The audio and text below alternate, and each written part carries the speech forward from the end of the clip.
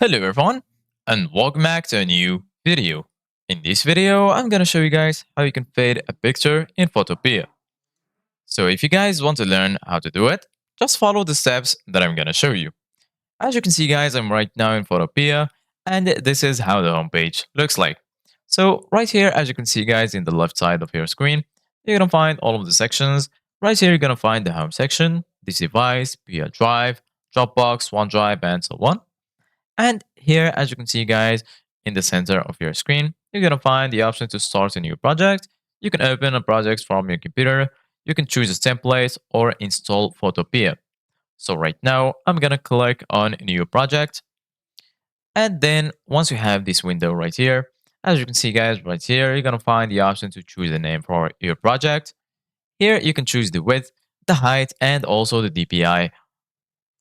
And right here, as you can see, guys, in the bottom, you're going to find the option to choose a size for your image.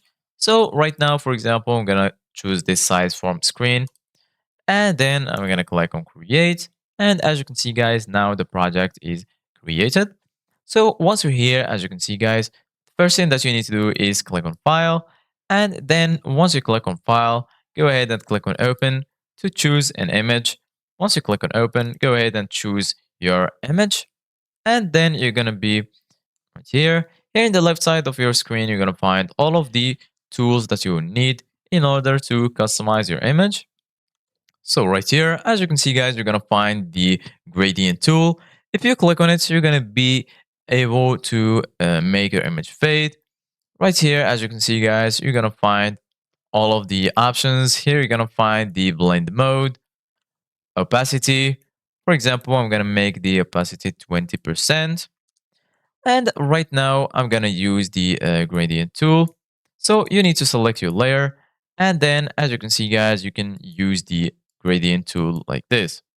Once you finish, make sure to save all of your changes. So this is it, guys, for today's video. Thank you guys for watching. See you guys in the next video.